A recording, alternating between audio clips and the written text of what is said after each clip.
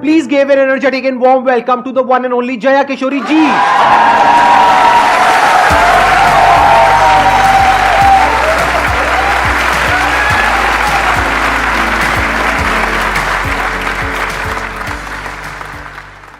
इनकी स्माइल में इतनी पॉजिटिविटी है, आई थिंक इनको कुछ बोलने की जरूरत ही नहीं है. अगर ये पूरे सेशन में यहाँ पर सिर्फ बैठ करके स्माइल करती रहे तो आई थिंक ये सेशन बहुत अच्छा हो जाएगा.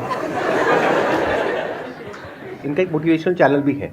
इनफैक्ट आपकी कुछ वीडियोस देख करके मैं खुद मोटिवेट हुआ हूँ, and I am not kidding.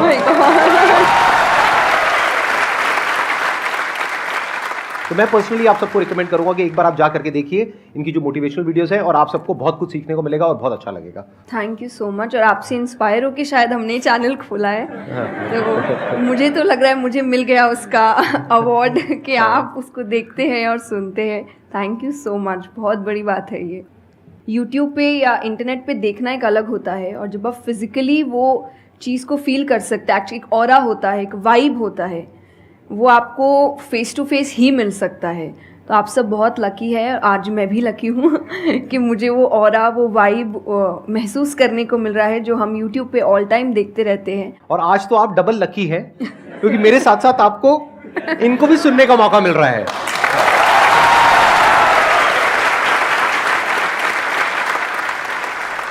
आपके मन में जो भी क्वेश्चंस है, जैसे भी क्वेश्चंस है, आप इनसे पूछ सकते हैं. First of all, thank you very much for giving me this opportunity. I want to ask you कि like आपने ये क्यों चूज़ किया कि you want to go into spirituality, कि मुझे इस चीज़ में ही जाना है. टू बी वेरी ऑनेस्ट, मैंने चूज़ नहीं किया था. इस स्थान ने मुझे चूज़ किया था, क्योंकि मैंने शुरुआत 6 साल की उम्र से की थी.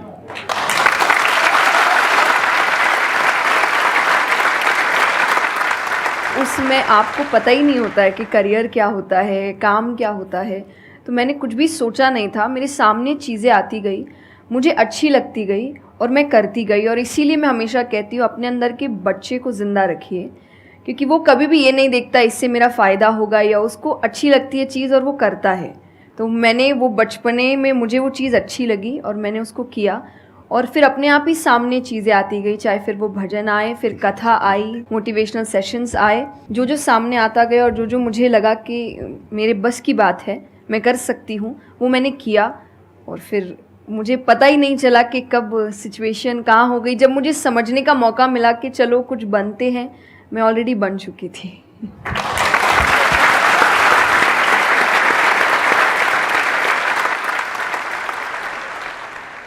मेरा क्वेश्चन कंसंट्रेशन पावर को लेके है, या दूसरी तरह से बोल सकते हैं अवेयरनेस को लेके. जैसे किसी भी काम पे जो ध्यान लगाने की कैपेबिलिटी होती है वो डिफर करती है पर्सन टू पर्सन. मुझे पूछना था क्या कोई इसका बायोलॉजिकल बेसिस भी है, या सिर्फ प्रैक्टिस पे डिपेंड करता है कि किसी की प्रैक्टिस थोड़ी कम है और किसी की ज़्यादा. कई ऐसे एक्सरसाइजेज है जो आपको हेल्प करती है कंसंट्रेशन के लिए. तो जो मैं एक्सरसाइज फॉलो करती हूँ वो लिसनिंग प्रैक्टिस है, कि मैं सोने से पहले या सुबह उठ के कुछ देर 5 मिनट्स 10 मिनट्स मैं बिल्कुल शांत माहौल में और मैं साउंड सुनने की कोशिश करती हूँ. और ऐसा माना जाता है कि जिस दिन आपको 5 से ज़्यादा साउंड सुनने लग जाए, और 5 का मतलब हुआ कि ऐसा नहीं कि आपके घर में टीवी और मिक्सी और सब चल रहा है तो आप कहे कि अरे भाई 5 साउंड सुनाई दे दिए. नहीं, जब शांति हो तो वो एक बहुत अच्छी प्रैक्टिस है जो आपके दिमाग को हेल्प करती है किसी एक चीज़ पर ध्यान लगाने के लिए. तो आप ऐसे कंसंट्रेशन पावर के एक्सरसाइजेज होती कर सकते हैं. और जो मैं करती हूँ मैंने आपको बताया, मैं रोज़ करती हूँ. अभी तक मैं 3 से आगे बढ़ी नहीं हूँ, लेकिन आई होप जल्दी 5 आवाज़ों से ज़्यादा सुनाई देने लग जाए.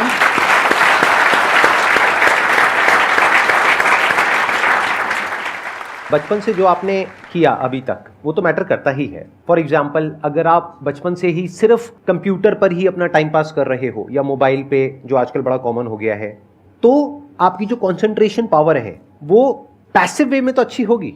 यानी कि अगर कोई कंटेंट है उसको आप कंज्यूम कर रहे हो तब तो आपका माइंड वहां पर लग जाएगा, लेकिन जब खुद ध्यान लगाने की बारी आएगी तो आप नहीं लगा पाओगे. एक्टिव कंसंट्रेशन आप नहीं कर पाओगे. और वही आपका क्वेश्चन है कि जो अपनी एक्टिव कंसंट्रेशन पावर है उसको कैसे बढ़ाया जाए. यानी कि आप जब चाहे, जहां चाहे, जितनी देर के लिए चाहे उतनी देर के लिए अपना ध्यान लगा सके, और जब चाहे वहां से ध्यान हटा सके. इसी को कहेंगे ना कि एक्चुअल में आपका जो ध्यान है वो आपके कंट्रोल में है. नहीं तो इतना कुछ है इस दुनिया में, वो तो सब खींचने के लिए तैयार बैठे हैं आपके ध्यान को, आपकी अटेंशन को। अगर फाइनेंशियली बात करी जाए तो आज की डेट में सबसे ज्यादा जो वैल्यू है वो आपकी अटेंशन की है। जितनी भी कंपनीज हैं उनके लिए सबसे इंपॉर्टेंट है आपकी अटेंशन।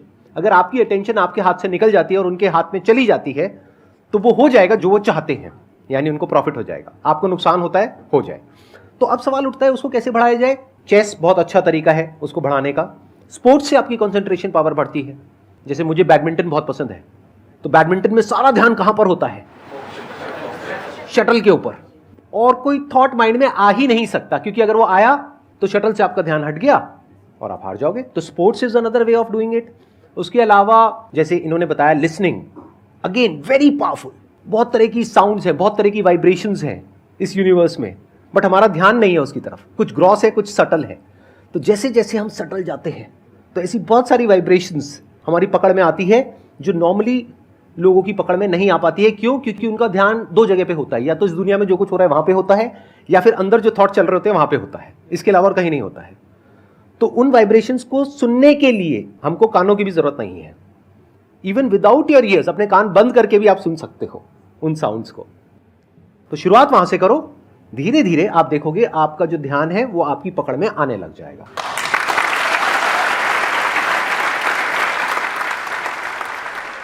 मेरा क्वेश्चन आपसे मतलब दोनों से ही है, वो ये कि हम लोग मतलब आज की सोशल मीडिया वाला ज़माना है तो हम लोग बहुत डिस्ट्रैक्टेड रहते हैं, और जब भी स्पिरिचुअलिटी की बात होती है फैमिली में, फ्रेंड्स में, तो सभी ये कहते हैं कि स्पिरिचुअल अभी होने की ज़रूरत नहीं है, करियर पे ध्यान दो, अभी कौन सा टाइम है, बाद में देख लेना। और हम लोगों के घरों में भी हम देखते हैं। तो मैम ये चीज़ कैसे मतलब उनको कैसे समझाई जाए कि ये चीज़ कितनी इम्पॉर्टेंट है और उसकी इम्पोर्टेंस क्या है? मेरे हिसाब से, और आई थिंक मेरे क्या पूरी दुनिया के हिसाब से, जो भी स्पिरिचुअलिटी को ठीक से समझता है ये यंग एज प्रोसेस ही है। जैसे अगर आप रिलीजियस वे में भी सुने तो भगवान को हम कुछ भी चढ़ाते हैं वो फ्रेश होता है।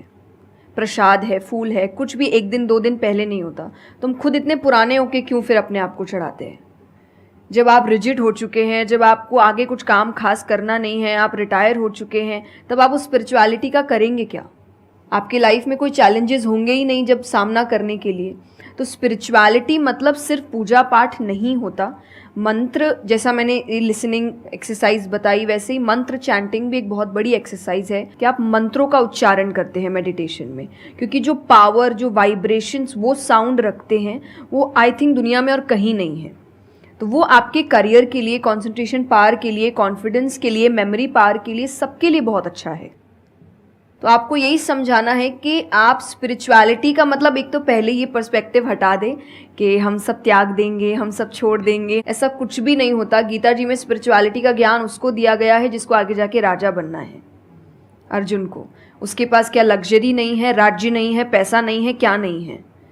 तो अध्यात्म का मतलब कभी भी नहीं होता सब कुछ छोड़ देना, सबके बीच रहना है, पर इस तरीके से रहना है कि वो आप पर हावी ना हो। हर चीज़, यही आध्यात्म है, यही स्पिरिचुअलिटी है कि बाहर की चीज़ें यहाँ ट्रबल ना कर सके, बस इतना ही करना है।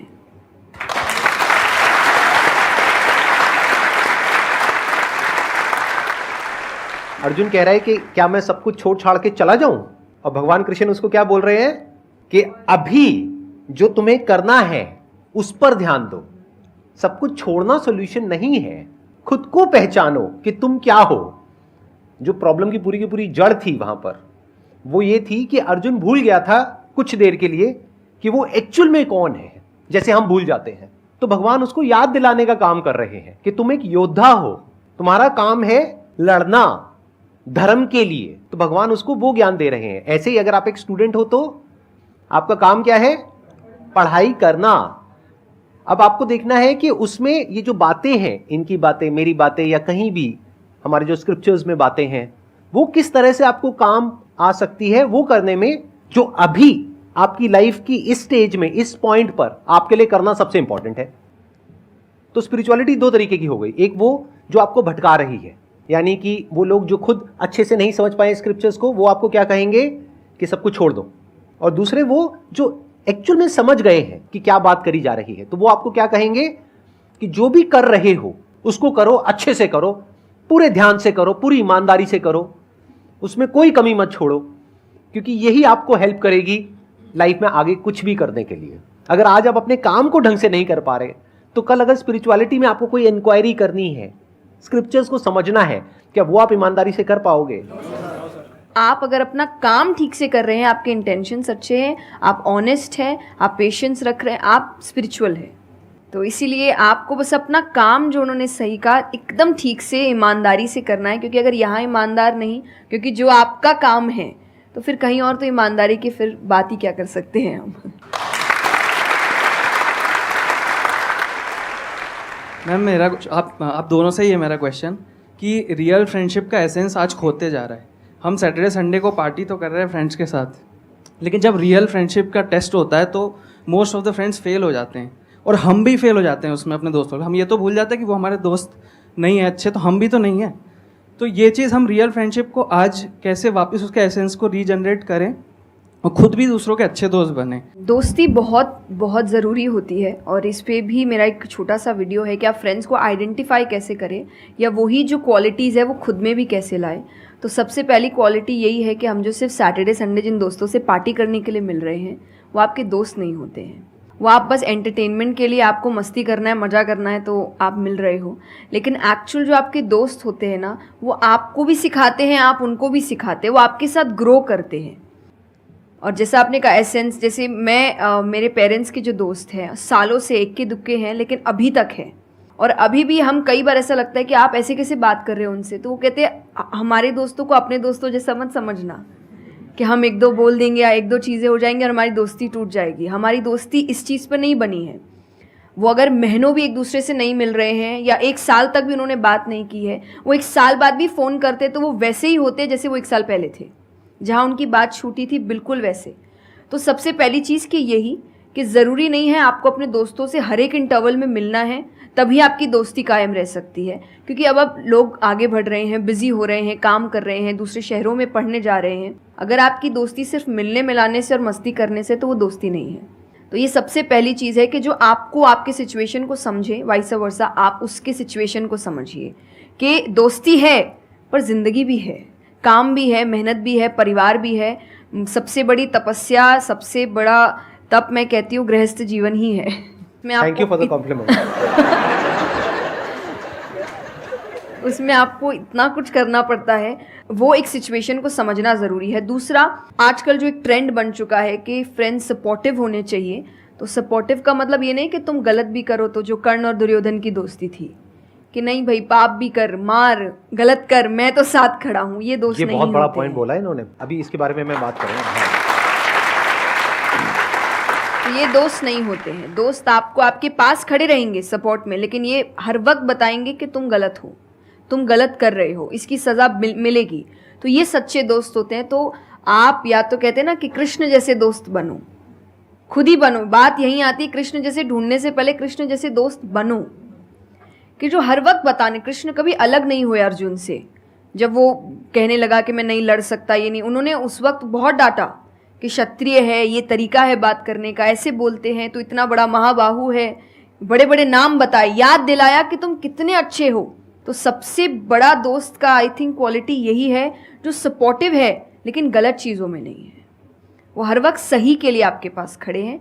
और तीसरा जो मैं सबसे अच्छा कहती हूँ कि आपकी और उनकी मेंटालिटी मैच होनी चाहिए। आपको ये समझना है कि अगर मेंटालिटी एक नहीं होगी, तो भले ही आप अपने पेरेंट्स को कितना ही कह ले कि हम कुछ नहीं करेंगे, अरे हम तो सिर्फ घूम रहे हैं, अरे हम वैसा कुछ नहीं करेंगे, करोगे, एक ना एक दिन ज़रूर करोगे, क्योंकि ये ह्यूमन नेचर है। आप जिसके साथ ज़्यादा समय बिताते हो, धीरे धीरे उसकी क्वालिटीज़ कुछ आपके अंदर आती है। तो ज़रूरी है कि वो बिहेवियर, वो पैटर्न, वो मेंटालिटी, वो माइंडसेट मैच होनी चाहिए दोनों की, तभी आप एक साथ ग्रो कर सकते हैं। वरना वही सैटरडे संडे मिलना और ज़िंदगी ख़राब करना, यही हो पाएगा बस। Excellent point. ये समझना इतना इंपॉर्टेंट नहीं है कि दोस्ती क्या है, ये समझना ज़्यादा इंपॉर्टेंट है कि दोस्ती क्या नहीं है। अगर आपका जो दोस्त है वो कुछ गलत कर रहा है, तो उसका साथ देना दोस्ती नहीं है। क्योंकि अगर आप गलत में भी उसका साथ दोगे तो वो और पावरफुल हो जाएगा, वो और बड़ा गलत काम करेगा। मानो आपका दोस्त पी करके गाड़ी चला रहा है, तो दोस्ती ये नहीं है कि उसको बोलना कि हाँ चल कर कर कर कर कोई नहीं, और बड़ा और बड़ा और बड़ा नहीं। उस वक्त क्या बोलना, गाड़ी रोक, मैं उतर रहा हूं। अब उसके बाद आपका क्या होगा वो बाद में देखेंगे, वो डिपेंड करता है कि आपको कहाँ उतारा उसने। जो इन्होंने एग्जाम्पल दिया दुर्योधन वाला, बहुत इंपॉर्टेंट है वो समझना। ऐसे लोगों से दूर रहो, ये दोस्ती है। दोस्ती को तोड़ देना दोस्ती होता है बहुत बार। कई बार लाइफ में ऐसा पॉइंट आ जाता है जो एक धर्म संकट के जैसा होता है, जहां पर जा करके आपको साफ नजर आ रहा होता है कि ये जो इंसान है ये सिर्फ अपना ही नहीं मेरा भी सर्वनाश कर देगा। ऐसे लोगों को छोड़ देना दोस्ती है। फिर अगर उसके अंदर इंसानियत वापस से जागती है तो वापस से वो अगर आपके पास में आता है तो ठीक है, नहीं आता है तो कोई बात नहीं, छोड़ दो ऐसे दोस्त को। तो बड़े ध्यान से चुनना अपने जो दोस्त हैं। जो इन्होंने कहा संगति बहुत इंपॉर्टेंट है लाइफ में, इसीलिए पहले के जमाने में सत्संग की इतनी वैल्यू होती थी। हर घर में एक सत्संग हॉल होता था एक जमाने में। आज जैसे हम सत्संग का नाम सुनते हैं हमारे माइंड में कुछ और ही आने लग जाता है। सत्संग मतलब सत्य के संग।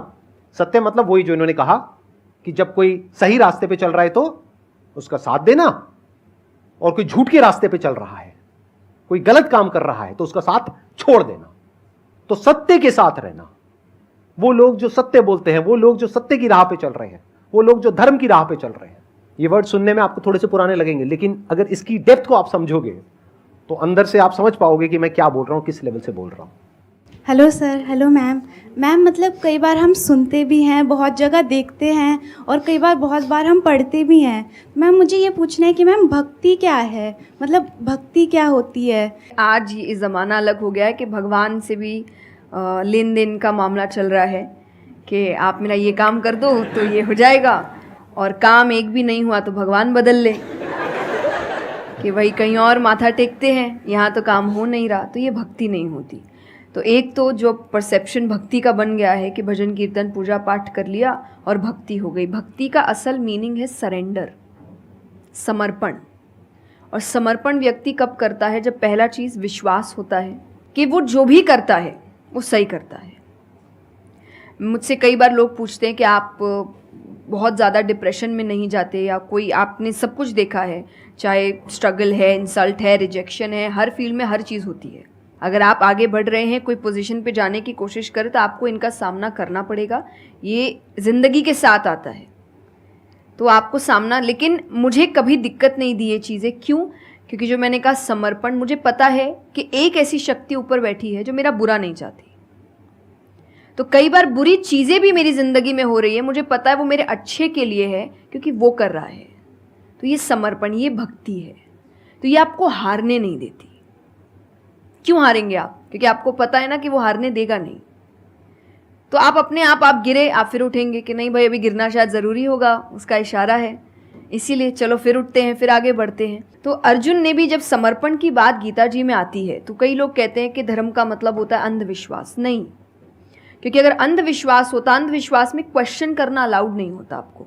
गीता अगर सिर्फ भगवान की बात होती तो 2 पन्ने में ख़त्म हो गई होती। ये दोनों के बीच की बात है जिसमें अर्जुन ये जानते हुए कि सामने कौन खड़ा है, क्वेश्चन करने की तो कोई सवाल ही नहीं था वहाँ पर कि भगवान लड़ने बोल रहा है, क्या क्वेश्चन करना, पर उसने कंटिन्यूअसली क्वेश्चंस किए हैं।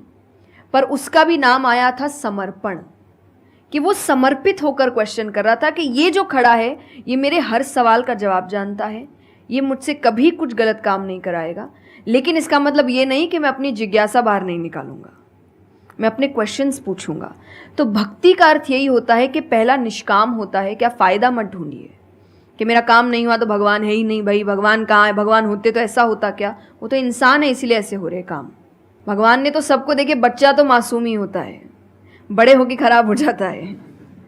कोई बच्चा गलत आपने देखा है क्या? छोटा सा बच्चा ही डॉन बनने के बारे में सोच रहा है, वो तो बच्चा ही होता है, मासूम होता है, सच्चा होता है। तो भगवान इसलिए कहते हैं बच्चे भगवान का रूप है, क्योंकि वो एकदम प्योर होते हैं। बड़े होने के बाद हम काम खराब करते हैं और नाम फिर हम भगवान का देते हैं, क्योंकि हमको इल्ज़ाम लगाने के लिए लोग चाहिए। ये फेलियर्स के लिए भी, आप फेलियर्स के लिए भी हम कहते हैं मेरा काम अच्छा नहीं था, मेरा समय अच्छा नहीं था, मुझे पेरेंट्स ने सपोर्ट नहीं किया, मेरे पास ये नहीं था। वरना अगर देखा जाए इन्हीं सिचुएशन में कई लोग हैं जो काम करके आगे बढ़ जाते हैं। तो करने वाला तो कर लेगा, नहीं करने वाला इल्ज़ाम लगाएगा। तो वो इल्ज़ाम अभी हमें ऐसे दिखता है एक ऐसा कोई है जो सामने तो खड़ा नहीं है, भगवान लगाओ इल्ज़ाम। एक फ़ोटो है ना इंटरनेट पे कि एक भगवान खड़े, छोटी बच्ची खड़ी है, छोटी बच्ची के हाथ में एक टेडी बेयर है। तो भगवान वो मांग रहे हैं और वो बच्ची बोली मुझे बहुत अच्छा लगता है, मुझे नहीं देना। उसको नहीं पता कि भगवान के पास पीछे एक बड़ा सा टेडी बेयर रखा है और भगवान उसको कह रहे कि बस दे दो और मुझ पे विश्वास रखो कि वो दे दो छोटी चीज़ जो तुमसे, आपको वो बुरी लग रही है उस वक्त कि मेरे साथ गलत हो गया या मेरा छोटा काम नहीं हुआ, मैंने तो इतनी पूजा की थी, इतना काम किया था, शायद तुम उस काम के लिए नहीं बने हो, तुम और बड़े चीज़ के लिए बने हो।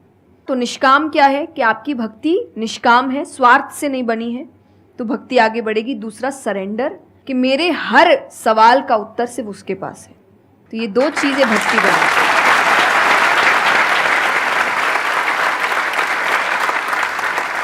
मेरा मन कर रहा है कि मैं बैठ करके बस आराम से आपको सुनता रहूं, मेरे को इतना अच्छा लग रहा है। आप प्लीज थोड़ा सा और बोलिए इसके बारे में, भक्ति के बारे में। मुझे सही में बहुत, कितने लोग चाहते हैं कि थोड़ा और बोले? हाँ, क्योंकि इनसे अच्छा कोई नहीं हो सकता इसके बारे में बोलने के लिए। मेरे को पता है आपके पास में और बहुत कुछ है बोलने के लिए, थोड़ा सा आप प्लीज और बोलिए। ये दो चीज़ें जो भक्ति में, तीसरा हम जब करते हैं सत्संग, जो उन्होंने कहा सत्संग का एक सत्य के संग, तो सत्य कौन है? जब हम शास्त्रों में देखते हैं सबसे पहला श्लोक जो श्रीमद् भागवत में आता है वो भगवान का स्वरूप बता रहा है, उसमें है सच्चिदानंद रूपाय। सच्चिदानंद का मतलब होता है तीन चीज़ें मिलकर बनती है, वो है सत, चित और आनंद। जो ये तीन चीज़ों को जीवन में समझ लेगा सही से, उसने भगवान को समझ लिया, क्योंकि भगवान का रूप ही सच्चिदानंद है। तो सबसे पहला है सच, जो कहा गया सच की राह पर चलो। जो हम ये एक्चुअली आपने एग्जैक्ट वर्ड उस वक्त बोले, मैं अपनी कथा में भी कहती हूँ कि आजकल हम इतनी छोटी छोटी बातों पे झूठ बोलते हैं कि हम किसी से मिलने जा रहे हैं और हम घर से भी नहीं निकले, अरे 5 मिनट, अरे सिग्नल पे खड़ा हूँ, अरे बस पहुँच गया, अरे क्या हो गया, वो 2 बातें तो सुनाएगा ना सिर्फ कि तुम समय लेकर नहीं आए, पर हम इतनी इतनी सी बातों में झूठ बोल रहे हैं। ये हमें लगता है कि कोई बड़ी बात नहीं, पर ये बहुत बड़ी बात है कि आप इतना भी सच का सामना नहीं कर सकते, और फिर हमें लगता है कि हम लाइफ की जो प्रॉब्लम्स है उसका सामना कर लेंगे, खुद के सच का तो सामना कर नहीं पा रहे हैं। जिंदगी का सच सामने आएगा तब तो बैंड ही बज जाएगी पूरी, क्योंकि वो कठिन है। जिंदगी आसान नहीं है, किसी के लिए नहीं, भगवान के लिए भी नहीं हुई। आप राम जी को उठाइए, कृष्ण जी को उठाइए, जब तक यहाँ रहे कोई सुखी नहीं रहा।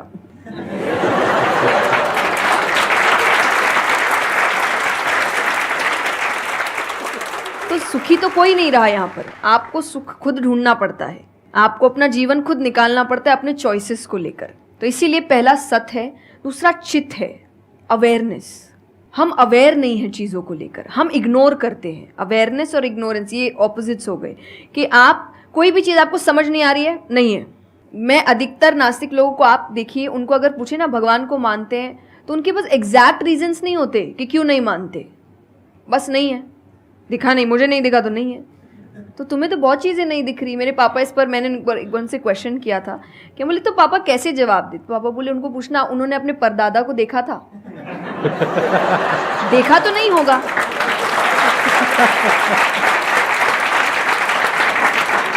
सुना है, दादा से सुना है, पापा से सुना है कि थे, मैंने तो नहीं देखा, तो मैं बोल दूं वो थे ही नहीं। कुछ तो सच्चाई होगी, उसको ढूंढने की कोशिश करो।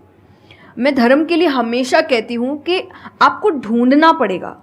भगवान, मेरे पापा ने मुझे एक बात कही थी, भगवान मानने की चीज़ है, जानने की नहीं। जानना क्या होता है? पहले इस्तेमाल करें फिर विश्वास करें।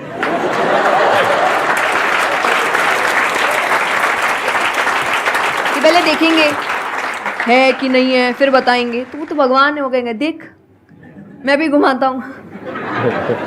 वो भगवान है भाई, उनको अगर आप बोलोगे कि मेरे सामने आ, मुझे दिखा तू है कि नहीं, तो बोलेंगे घूम, नहीं दिखाता, कभी नहीं हुई, नहीं जा। तो भगवान मानने की चीज़ है, मानो वो अपने आप जना देंगे वो कहाँ है। तो भगवान के लिए माना गया कि पहले आपको मानना पड़ता है, दैट इज सरेंडर, कि मैं मानता हूँ, मैं इसीलिए पढ़ रहा हूँ। अधिकतर लोग अभी पढ़ क्यों रहे हैं, जान क्यों रहे, गलत साबित करने के लिए। और दुनिया के लिए भी, आप किसी भी चीज़ को जानने की कोशिश करो तो सिर्फ एक खाली दिमाग से जानने की कोशिश करो, अपने दिमाग से नहीं कि मुझे गलत साबित करना इसीलिए पढ़ता हूँ चलो। तो फिर आपका दिमाग सीधा उस गलत बात पे ही जाएगा कि देखो मैंने तो बोला ही था गलत है, और उसके आसपास कितनी अच्छी बातें लिखी होगी आप देखेंगे नहीं। पर आपको जो बस साबित करना है, आप उस लोग सुनते भी आजकल इसीलिए हैं। मैं कथा में एक बात कहती कि बस आजकल कथा ही बची है सुनने वाली चीज़, वरना आप कहीं भी 2 लोगों को देखिए वो बोलेगा मैं बोलता हूँ, नहीं मैं बोलता हूँ, नहीं मैं बोलता हूँ। दुख देखिए किसी के, प्रॉब्लम्स को एक बोलता है अरे मेरी ज़िंदगी अच्छी नहीं चल रही, अरे मेरी उससे भी खराब है। आप किसी से मदद भी कहाँ मांगेंगे कि वो एक दुख सुनाओ वो 4 सुनाता है, तो क्या ही मदद मांगे कि तो मेरे से दुखी है, तू मेरे से और 500 रुपये रख भाई। ये तो तो लोग हर वक्त कोई सुनना नहीं चाह रहा, और सुन भी रहे हैं तो इसीलिए कि ताकि बस मैं बोल सकूं, कि ये ख़त्म करे, बस जल्दी से ये चुप हो ताकि मैं बोलूं। तो ये बंद करिए। भगवान ने अर्जुन की पहले पूरी बात सुनी थी, एक बार भी बीच में इंटरप्ट नहीं किया, उसकी पूरी बात सुनी। क्यों? तभी वो आंसर ठीक से कर पाएंगे। अगर आप बीच में हर चीज़ में इंटरप्ट करेंगे, लोगों के ओपिनियंस में इंटरप्ट करेंगे, तो आप उनकी बात को नहीं समझ पाएंगे। जितना सुनेंगे उतना सीखेंगे, क्योंकि बोलोगे तो वही जो आता है, पर सुनोगे तो कई बार ऐसी चीज़ें पता चलेगी जो नहीं पता, जो नहीं आता है। तो सत्संग यही है। आप लोग एक काम करो, अपना मोबाइल ऑन करो और अपने घर पे फोन कर दो कि शाम तक हम यहीं बैठे हैं। मतलब मेरा मन तो नहीं है यहाँ से आज उठने का, मेरा मन है आराम से बैठ करके इनसे सुनने का। मुझे तो बहुत अच्छा लग रहा है, लेकिन आई एम नॉट श्योर कि इनके पास में इतना टाइम होगा या नहीं होगा। आप प्लीज, आई एम सॉरी मैंने आपको इंटरप्ट किया। नहीं नहीं, बिल्कुल। तो यही छोटी छोटी बातें हैं देखिए। और आनंद का मतलब एक्चुअली परमानेंट हैप्पीनेस होता है, जो आपको भगवान के साथ ही मिलता है, कि आपको किसी की ज़रूरत नहीं है, बाकी सब कुछ टेम्पररी है। और टेम्पररी खुशियों के लिए भगवान ने अर्जुन को लड़ने के लिए इसलिए नहीं बोला था कि तेको राज्य मिल जाएगा, खुशी मिलेगी, पैसा मिल जाएगा। नहीं, एक परमानेंट हैप्पीनेस थी कि मैंने अपना काम अच्छे से किया, उसके लिए लड़ो।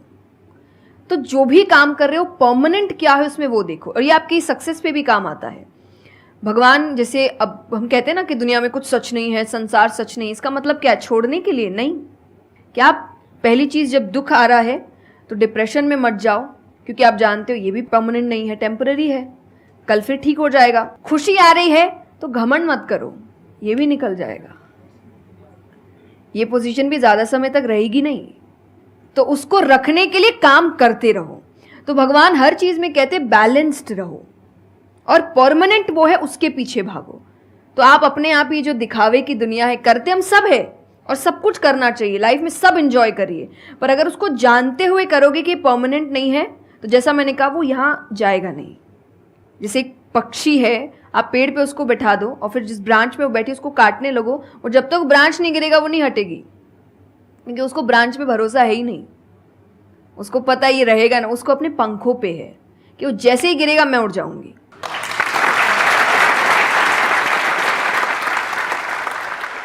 एक सॉन्ग अगर आप प्लीज, उस पे हम एंड कर सकते हैं सेशन को। हाँ, अगर आपको कोई प्रॉब्लम ना हो तो। हाँ प्लीज। मेरा आपकी कृपा से सब काम हो रहा है, करते हो तुम कन्हैया, मेरा नाम हो रहा है। मेरा आपकी कृपा से सब काम हो रहा